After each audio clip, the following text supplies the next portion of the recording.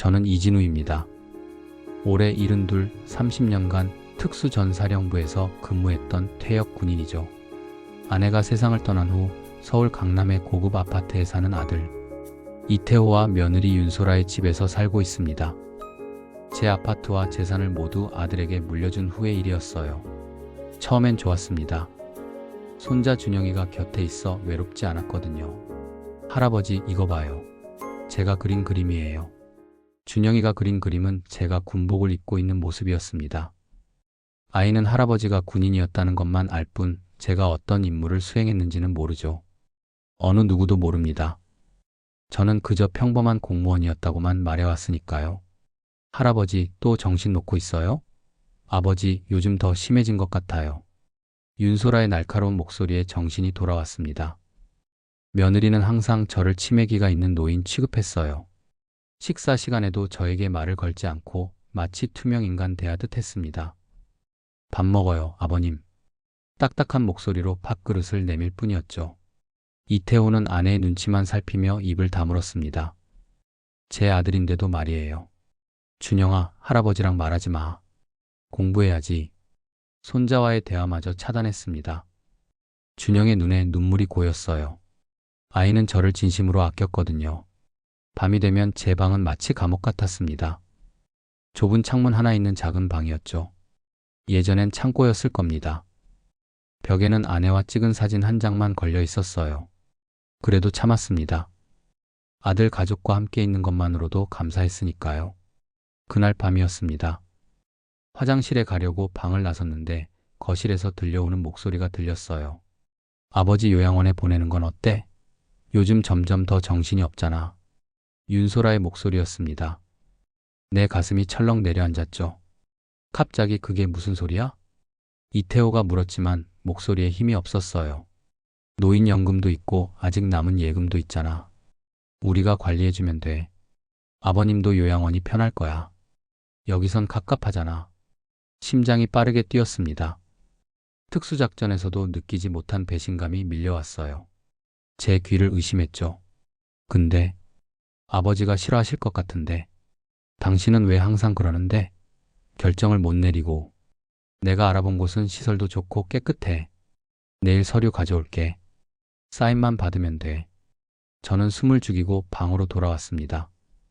창밖을 바라보니 달빛이 차갑게 느껴졌어요. 30년간 국가를 위해 싸웠던 저는 이제 제 가족에게조차 버림받고 있었습니다. 머릿속에 각종 생각이 떠올랐죠. 도망칠까?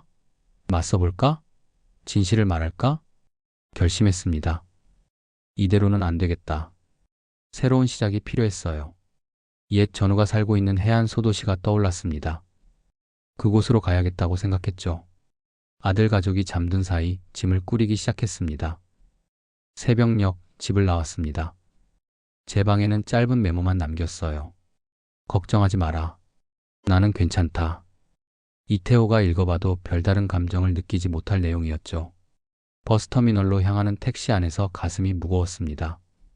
하지만 동시에 이상한 해방감도 느꼈어요. 해안가 소도시에 도착했을 때는 이미 해가 저물고 있었습니다. 옛 전후 최대위의 집을 찾아갔죠.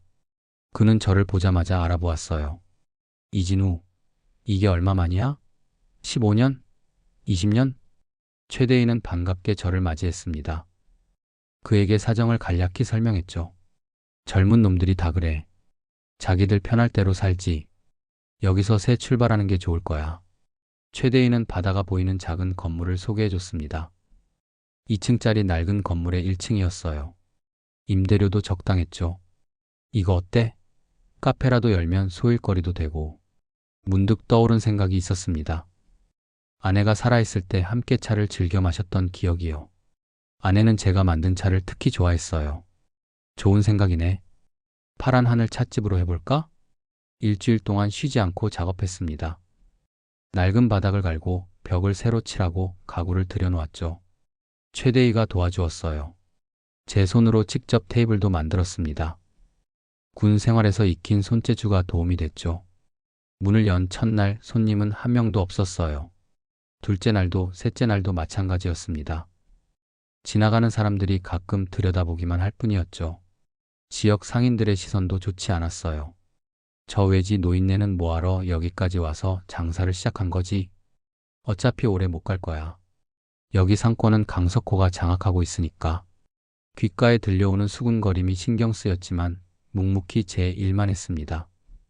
아침 일찍 일어나 최상의 차를 준비했고 직접 만든 디저트도 진열했죠. 아내가 가르쳐준 레시피대로요. 넷째 날 드디어 첫 손님이 왔습니다. 근처 대학에서 교수로 일하는 박지선이었어요.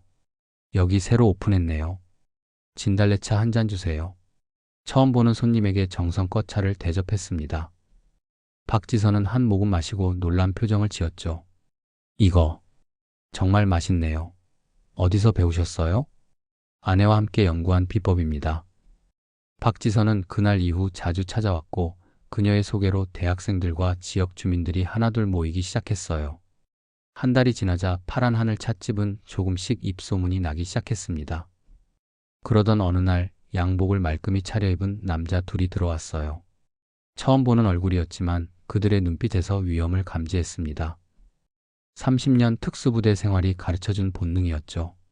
여기 새로 오픈했다면서요? 잘 되고 있나 봐요. 그들은 웃으며 말했지만 눈빛은 차가웠습니다. 마치 조준경을 들여다보는 것 같은 눈이었어요. 저희 대표님을 한번 뵙고 싶으시대요. 이 동네는 관리비라는 게 있거든요. 순간 이해했습니다. 관리비라는 이름에 갈취였죠. 이 동네를 장악하고 있다는 강석호의 부하들이었습니다. 관리비요? 무슨 말씀인지 모르겠는데요. 저는 차분하게 대답했습니다.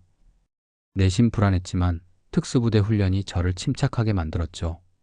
항상 감정을 숨기고 상황을 분석하도록 훈련받았으니까요. 모르시면 안 되죠. 이 동네에서 장사하려면 강석호 대표님의 허락이 필요합니다. 한 달에 50만 원이면 안전하게 장사할 수 있어요. 그들의 말투는 공손했지만 눈빛에는 위협이 담겨 있었어요. 가게에 있던 손님들이 불안한 표정으로 자리를 떴습니다. 생각해 보겠습니다. 짧게 답했어요. 그들은 씩 웃더니 명함 한 장을 카운터에 던지듯 놓고 나갔습니다. 저는 그 명함을 집어들었죠. 골드 부동산 강석호 대표라고 쓰여 있었어요. 다음 날 기적처럼 좋은 일이 생겼습니다. 박지선이 유명 미식 블로거 몇 명을 데려온 거예요. 이 차는 정말 특별해요. 어떻게 이런 맛을 내는 건가요? 블로거들이 연신 사진을 찍으며 물었습니다. 사실 제 진달래차는 아내와 함께 연구한 비법이 있었죠. 특수부대 시절 임무 후 스트레스를 풀기 위해 차 연구에 몰두했거든요. 오랜 시간 연구한 결과입니다. 꽃잎을 따는 시기와 숙성 방법이 중요하죠. 그날 이후 블로그에 제 찻집이 소개되면서 손님이 확연히 늘었습니다. 주말이면 자리가 부족할 정도였어요. 지역 주민들도 하나둘 찾아오기 시작했죠. 하지만 기쁨도 잠시 두 번째 방문객이 찾아왔습니다. 이번엔 3명이었어요. 생각해 보셨나요? 관리비 말입니다. 리더로 보이는 남자가 말했습니다. 가게는 손님들로 가득 차 있었고 모두가 우리를 보고 있었어요. 죄송합니다만 관리비는 내지 않겠습니다. 당당하게 말했어요. 그들의 눈이 커졌습니다. 이런 대답은 예상치 못했던 모양이죠. 생각이 짧으시네요. 이 동네에서 관리비 없이 장사하는 곳은 없어요. 그들의 목소리가 조금씩 높아졌습니다. 손님들이 불안해하는 게 느껴졌어요. 그럼 제가 첫 번째가 되겠네요. 침착하게 대답했습니다. 30년간 위험한 임무를 수행하면서 배운 것이 있다면 위협에 굴복하지 않는 것이었죠. 후회하게 될 겁니다. 그들은 나가면서 의자 하나를 일부러 넘어뜨렸습니다. 가게가 조용해졌어요.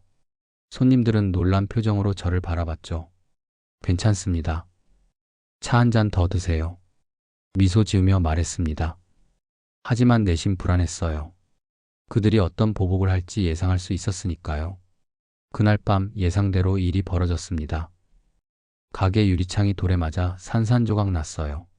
다행히 저는 가게 뒤편에 마련한 작은 방에서 자고 있었기에 다치지 않았습니다. 아침이 밝았을 때 이웃 상인들이 모여들었어요. 역시 그들이군요. 강석호 패거리죠? 한 상인이 물었습니다. 저는 고개를 끄덕였어요. 왜 관리비를 안 내셨어요? 다들 내는데. 다른 상인이 걱정스럽게 물었습니다. 제가 살아온 방식이 아니라서요. 짧게 대답했어요. 유리창을 치우며 생각했습니다. 이제 시작일 뿐이라고요. 유리창을 새로 달고 가게를 평소처럼 열었습니다. 놀랍게도 손님들은 여전히 찾아왔어요. 오히려 사건 소식이 퍼지면서 더 많은 사람들이 호기심에 찻집을 방문했죠. 아저씨, 정말 강석호 패거리한테 맞섰다면서요? 젊은 대학생이 물었습니다. 저는 미소만 지을 뿐 대답하지 않았어요. 그날 오후 동네 경찰서장 김민철이 찾아왔습니다. 이진우 씨, 어젯밤 일 때문에 왔습니다. 신고는 안 하셨더군요. 김민철은 50대 중반의 단단한 체격을 가진 남자였습니다. 눈빛이 예리했어요. 별일 아닙니다. 제가 알아서 처리할게요. 차분하게 대답했습니다. 김민철은 저를 유심히 살폈어요. 강석호 패거리와는 얽히지 않는 게 좋습니다. 그들은 단순한 지역 폭력배가 아니에요. 알고 있습니다. 짧게 대답했어요. 김민철은 의아한 표정을 지었습니다. 혹시 군 출신이신가요? 순간 긴장했습니다. 제 과거를 어떻게 알았지? 생각했죠. 표가 나나 보네요. 예전에 좀 근무했습니다. 애매하게 대답했어요. 더 이상의 질문은 없었지만 김민철의 눈빛에서 의심을 읽을 수 있었습니다. 3일 후 드디어 그들이 돌아왔습니다. 이번엔 5명이었어요. 강석호 본인이 직접 나타났죠. 이진우 씨 맞죠? 강석호는 40대 중반의 날카로운 인상을 가진 남자였습니다. 비싼 양복을 입고 있었어요. 네, 맞습니다. 가게에는 손님이 거의 없었습니다. 폐점 시간이 가까워서였죠. 우리가 요구하는 걸 거절한 사람은 처음이에요. 궁금하더군요. 어떤 사람인지. 강석호는 천천히 가게 안을 둘러보았습니다. 그의 부하들은 문 근처에 서 있었어요. 그냥 평범한 노인입니다. 담담하게 대답했어요. 강석호가 웃었습니다. 평범하진 않을 것 같은데. 뭐 어쨌든 기회를 한 번 더 드리려고요. 관리비 50만 원, 그리고 지금까지의 사과 표시로 100만 원.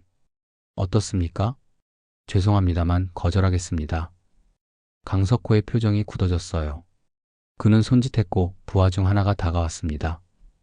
할아버지, 우리가 누군지 모르시는 것 같은데. 그 부하가 제 셔츠 깃을 잡아당겼습니다. 순간 모든 것이 느려지는 듯 했어요. 30년간의 특수부대 훈련이 몸에 배어 있었죠. 손목을 잡고 팔을 비틀고 상대의 중심을 무너뜨리는 동작이 자연스럽게 이어졌습니다. 눈 깜짝할 사이에 부하는 바닥에 쓰러졌어요. 다른 2명이 달려들었지만 그들 역시 순식간에 제압했습니다. 강석호와 남은 1명의 부하는 놀란 표정으로 뒤로 물러섰어요. 당신, 대체 누구야? 강석호가 떨리는 목소리로 물었습니다. 저는 천천히 옷깃을 정리했어요. 말했잖습니까? 그냥 평범한 노인이라고요. 문 밖에서는 지역 상인들이 모여들기 시작했습니다. 그들의 눈에는 놀라움과 경외심이 가득했어요. 이게 끝이 아니에요. 강석호는 위협을 남기고 황급히 가게를 빠져나갔습니다. 부하들도 비틀거리며 그를 따랐죠. 가게의 고요함이 내려앉았어요. 문 밖에 모여있던 상인들이 조심스럽게 들어왔습니다. 대체 어떻게 그런 일을? 한 상인이 말을 더듬었어요. 저는 미소만 지었습니다. 그날 밤 늦게 김민철이 다시 찾아왔어요. 아까 일이 소문이 났더군요. 이진우 씨, 당신 정체가 뭡니까? 김민철의 표정은 진지했습니다. 더 이상 숨길 필요가 없다고 느꼈어요. 30년간 특수전사령부 소속이었습니다. 해외 비밀 임무를 수행했죠. 김민철의 눈이 커졌습니다. 그는 한동안 말을 잇지 못했어요. 특수전사령부라고요? 그것도 30년이나? 김민철은 놀란 표정을 감추지 못했습니다. 저는 고개를 끄덕였어요. 놀라셨군요. 지금까지 가족에게도 말하지 않은 비밀입니다. 김민철은 의자에 앉았습니다. 그의 표정이 진지해졌어요. 강석호는 단순한 지역 폭력배가 아닙니다. 그는 국제범죄 조직과 연결되어 있어요. 이 지역을 자금 세탁의 거점으로 사용하고 있죠. 이 정보는 새로웠습니다. 단순한 지역 갈취범이라고만 생각했는데 상황이 더 복잡해졌어요. 증거가 부족해서 아직 체포하지 못하고 있습니다. 하지만 이진우 씨, 당신이 그들과 얽히면 위험합니다. 전에도 위험한 일은 많이 해봤습니다. 담담하게 대답했어요. 김민철은 한숨을 쉬었습니다. 당신이 누군지 알았다면 일부러 찾아왔을 겁니다. 특수부대 출신이라는 것이 알려지면 더 큰 위협이 올 거예요. 김민철의 말이 맞았습니다. 하지만 이미 돌이킬 수 없는 상황이었어요. 제 비밀을 지켜주시겠습니까? 물론입니다. 하지만 조심하세요. 필요하면 언제든 연락하십시오. 김민철이 떠난 후 가게 뒤편 작은 방으로 돌아갔습니다. 오래된 군용 가방을 꺼냈어요. 그 안에는 특수부대 시절의 유품들이 있었죠. 낡은 군복, 훈장들, 그리고 가족 사진. 아내와 어린 이태호가 함께 찍은 사진이었습니다. 여보, 내가 또 싸움에 휘말렸네. 사진 속 아내에게 말을 걸었어요. 그녀라면 뭐라고 했을까? 아마도 조심하라고 했겠죠. 다음 날 놀라운 일이 벌어졌습니다. 지역 상인들이 하나둘 찻집을 찾아왔어요. 그들의 눈빛이 달라져 있었습니다. 이진우 씨, 우리가 도울 일이 있을까요? 과일 가게 주인이 조심스럽게 물었어요. 별일 아닙니다. 그냥 장사나 열심히 하면 되죠. 아니에요. 우리도 오랫동안 강석호 때문에 고통받았어요. 당신이 처음으로 맞선 거예요. 상인들의 말에 감동했습니다. 이제 저는 혼자가 아니었어요. 찻집은 상인들의 비공식적인 모임 장소가 되었죠. 그날 오후 예상치 못한 손님이 찾아왔습니다. 이태호였어요. 아버지. 이태호의 얼굴은 지쳐 보였습니다. 한동안 서로 바라보기만 했어요. 어떻게 찾았니? 경찰에 신고했어요. 실종자로요. 어렵지 않게 찾았습니다. 마음이 복잡했습니다. 아들을 보니 반갑기도 했지만 한편으론 경계심도 생겼어요. 앉아라. 차 한 잔 줄게. 이태호는 조심스럽게 자리에 앉았습니다. 저는 진달래차를 끓여내왔어요. 요양원 서류 가져왔니? 날카롭게 물었습니다. 이태호가 놀란 표정을 지었어요. 어떻게 아셨어요? 우연히 들었다. 당신과 소라의 대화를. 이태호의 얼굴이 붉어졌습니다. 그는 가방에서 서류 봉투를 꺼냈어요. 돌아가실 거예요? 아니. 단호하게 말했습니다. 이태호는 한숨을 쉬었어요. 소라가 아버지 돈이 필요하대요. 사업이 잘 안 풀려서 실망스러웠습니다. 아들이 이렇게까지 약해질 줄은 몰랐어요. 내 아내 말대로 난 치매에 걸린 노인이 아니다. 내 인생은 내가 살아. 이태호는 고개를 숙였습니다. 그때 가게 문이 열렸어요. 강석호의 부하 2명이 들어왔습니다. 또 왔군. 냉정하게 말했어요. 이태호가 의아한 표정으로 저를 바라봤습니다. 이게 누구십니까? 가족인가요? 부하 중 하나가 비웃으며 말했어요. 위협적인 분위기가 느껴졌습니다. 나가라. 단호하게 말했습니다. 하지만 그들은 물러서지 않았어요. 가족 앞에서 망신당하고 싶지 않으시면 얌전히 관리비를 내시는 게 좋을 거예요. 순간 참을 수 없는 분노가 치밀었습니다. 이태호 앞에서 이런 모욕을 당할 수는 없었어요. 아버지, 무슨 일이에요? 이태호가 불안한 표정으로 물었습니다. 저는 천천히 일어났어요. 이것 봐라. 부하들에게 말했습니다. 그리고 갑자기 행동으로 옮겼어요. 특수부대 훈련이 몸에 배어 있어 움직임은 빠르고 정확했습니다. 순식간에 2명의 부하를 제압했어요. 이태호는 입을 다물지 못했습니다. 그의 눈에는 믿기지 않는 광경이 펼쳐지고 있었죠. 아버지! 이태호의 얼굴에는 충격과 혼란이 가득했습니다. 그는 바닥에 쓰러진 2명의 남자를 바라보다가 제게 시선을 돌렸어요. 지금 뭐 하신 거예요? 내가 알던 아버지가 아니라는 걸 보여준 거다. 차분하게 대답했습니다. 부하들은 비틀거리며 일어나 도망쳤어요. 가게에는 저와 이태호만 남았죠. 도대체 무슨 일이 벌어지고 있는 겁니까? 이 사람들은 누구예요? 이태호의 목소리가 떨렸습니다. 결심했어요. 이제는 모든 걸 털어놓을 때였죠. 나는 30년간 특수전사령부 소속이었다. 해외 비밀 임무를 수행했지. 공무원이라고 말한 건 거짓말이었어. 이태호의 눈이 커졌습니다. 그는 한동안 아무 말도 하지 못했어요. 특수 부대요? 거짓말이죠? 내 어머니만 알고 있었어. 너에게는 말하지 않았지. 위험할 수 있으니까. 그럼 지금 이 사람들은요? 왜 아버지를 괴롭히는 거죠? 이태호가 혼란스러운 표정으로 물었습니다. 이 동네 폭력 조직이다. 관리비라는 명목으로 상인들에게 돈을 갈취하고 있어. 그래서 아버지가 맞서고 계신 거예요? 고개를 끄덕였습니다. 이태호는 한숨을 내쉬었어요. 이러다 위험해질 수 있어요. 그냥 서울로 돌아가시는 게 어떨까요? 내 집에서 요양원 가기를 기다리란 말이냐? 날카롭게 물었습니다. 이태호가 고개를 숙였어요. 소라가 요양원 서류를 준비했어요. 제가 막지 못했습니다. 죄송해요. 그의 목소리에는 부끄러움이 묻어났습니다. 가슴이 아팠어요. 내 아들이 이렇게 나약해진 모습을 보는 것이 괴로웠죠. 이태호야, 너는 왜 아내 말에 그렇게 끌려다니니? 내 의견은 없는 거냐? 이태호는 대답하지 못했습니다. 그저 자리에 앉아 손을 비비고 있었어요. 준영이는 어떻게 지내나? 아들 얘기를 하니 이태호의 표정이 밝아졌습니다. 잘 지내요. 할아버지 보고 싶어 해요. 마음이 찡했습니다. 손자 얼굴이 그리웠어요. 난 여기서 새 삶을 시작했다. 돌아갈 생각은 없어. 이태호는 실망한 표정을 지었습니다.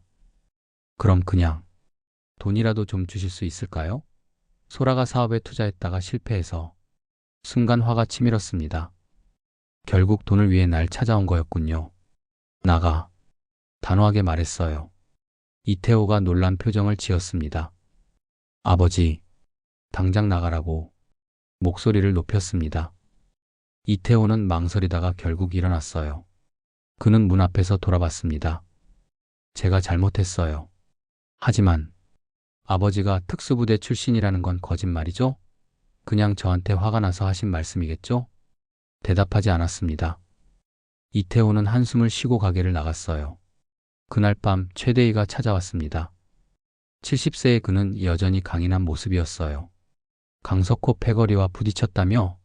조심해라, 진우야. 어쩔 수 없었어. 최대희는 심각한 표정으로 말했습니다. 내가 국정원에 연락해봤다. 강석호는 우리가 생각했던 것보다 더 위험한 인물이야. 긴장했습니다. 최대희가 아직도 국정원과 연결되어 있다는 사실이 놀라웠어요. 어떤 의미지? 그는 북한과 연결된 무기 밀매 조직과 관계가 있어 이 지역을 거점으로 활동하고 있지. 충격적인 정보였습니다. 단순한 지역 폭력배가 아니라 국가 안보를 위협하는 존재였던 거예요. 그리고 더 놀라운 소식이 있어. 내 아들이 강석호와 접촉했다.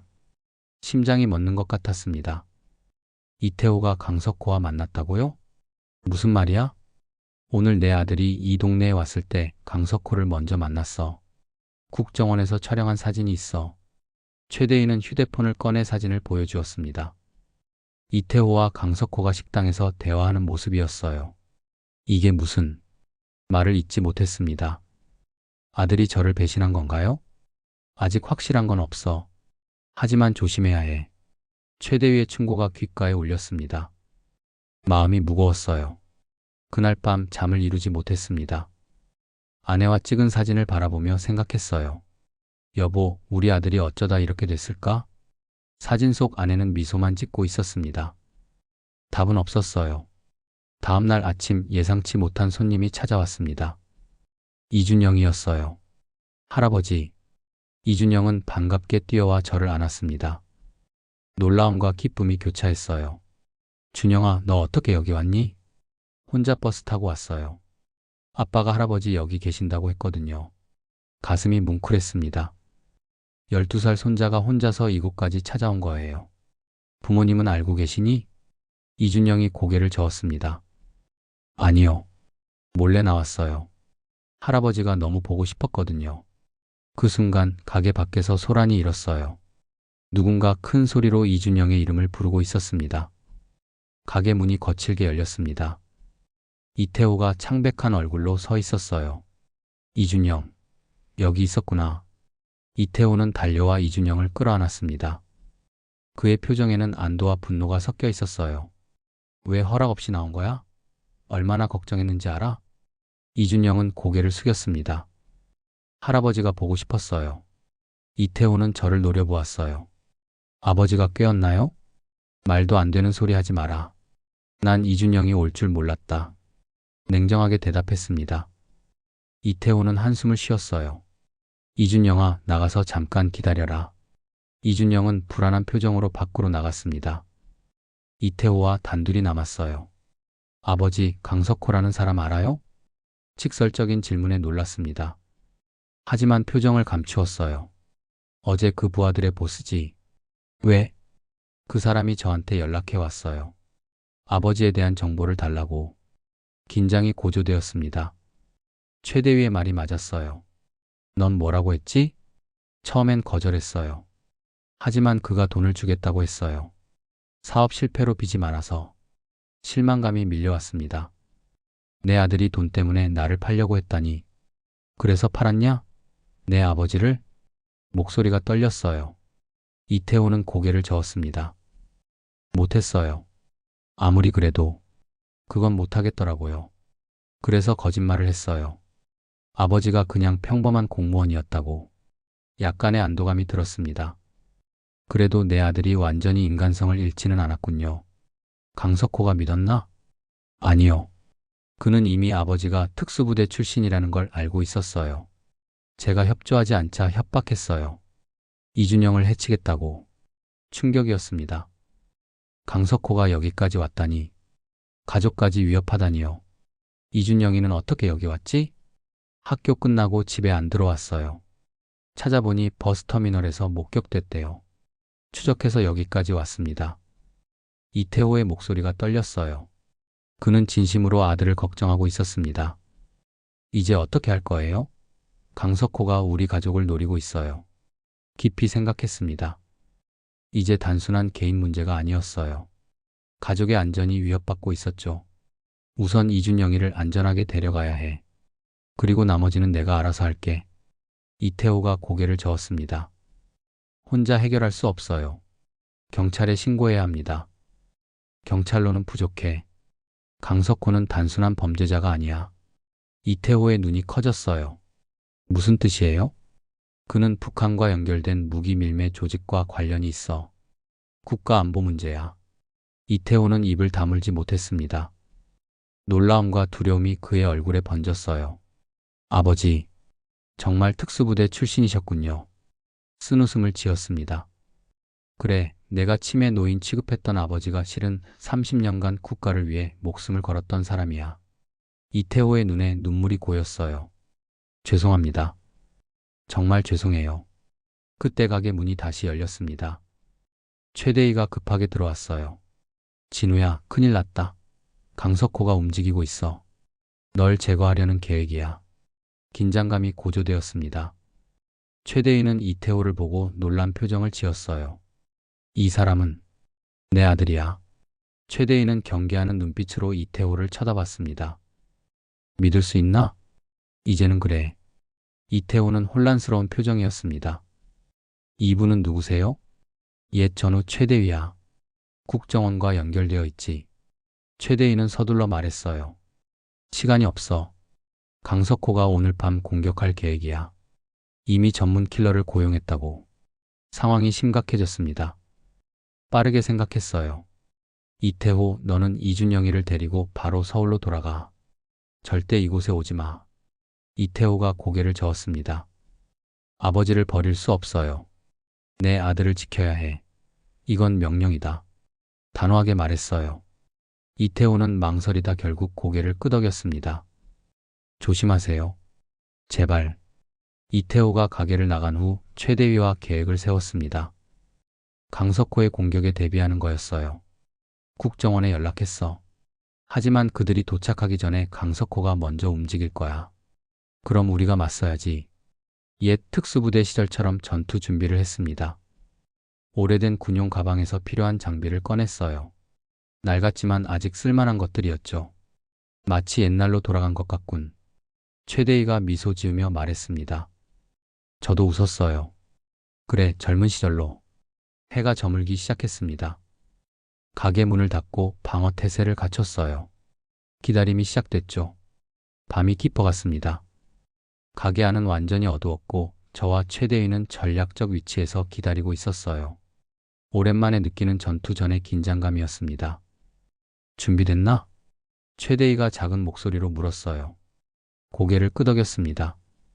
30년간의 특수부대 경험이 몸에 배어 있었죠. 나이가 들었지만 본능은 여전했어요. 차 한 잔 마실까? 농담처럼 말했습니다. 최대희가 피식 웃었어요. 이런 상황에서도 유머 감각이 있군. 그때였습니다. 가게 밖에서 조용한 발소리가 들렸어요. 긴장감이 고조됐죠. 누군가 문 앞에 서 있었습니다. 왔군. 작게 중얼거렸어요. 최대희도 긴장한 표정으로 고개를 끄덕였습니다. 문이 천천히 열렸어요. 두 남자가 조심스럽게 들어왔습니다. 그들의 손에는 무기가 들려 있었어요. 전문 킬러처럼 보였죠. 조심해. 전문가들이야. 최대희가 속삭였습니다. 두 남자는 가게 내부를 살폈어요. 그들은 우리를 발견하지 못했죠. 저는 천천히 숨을 내쉬었습니다. 기다렸어요. 그들이 조금 더 안으로 들어왔을 때 행동에 옮겼습니다. 빠르게 첫 번째 남자를 제압했어요. 최대희도 두 번째 남자에게 달려들었죠. 오래된 솜씨였지만 효과적이었습니다. 누가 보냈지? 제압한 남자에게 물었어요. 그는 입을 다물었습니다. 하지만 굳이 말하지 않아도 알 수 있었죠. 강석호였습니다. 더 있을 거야. 최대희가 말했어요. 그의 말대로 밖에서 더 많은 발소리가 들렸습니다. 이번엔 4명이 들어왔어요. 이것들 봐라. 최대희가 한숨을 쉬었습니다. 상황이 불리해졌어요. 하지만 우리는 오랜 경험이 있었죠. 싸움이 벌어졌습니다. 나이든 몸이었지만 훈련된 기술은 여전했어요. 2명을 제압했지만 나머지 2명이 공격해왔습니다. 최대희도 힘겹게 싸우고 있었어요. 그때 갑자기 총소리가 들렸습니다. 놀라서 뒤를 돌아봤어요. 강석호가 직접 나타난 거였죠. 그의 손에는 총이 들려 있었습니다. 이제 그만하시지. 강석호의 목소리는 차가웠어요. 그는 총을 저를 향해 겨눴습니다. 30년 특수부대 경력이라. 놀랍군요. 하지만 이젠 그만 끝내야겠어요. 최대희가 갑자기 움직였습니다. 그는 강석호를 향해 달려갔어요. 또다시 총소리가 울렸습니다. 최대희가 쓰러졌어요. 대위! 소리쳤습니다. 분노가 치밀어 올랐어요. 강석호는 여전히 총을 겨누고 있었죠. 당신이 내 계획을 망쳤어요. 이 지역은 내 거였는데. 강석호가 말했습니다. 저는 천천히 일어났어요. 범죄자에게 내줄 곳이 아니지. 범죄자? 난 사업가예요. 이 지역을 발전시키고 있었다고. 비웃음이 섞인 말투였습니다. 강석호의 눈에는 광기가 있었어요. 그때 밖에서 소리가 들렸습니다. 경찰 사이렌 소리였어요. 강석호의 표정이 굳어졌죠. 이게 함정이었나? 당황한 표정으로 물었습니다. 미소를 지었어요.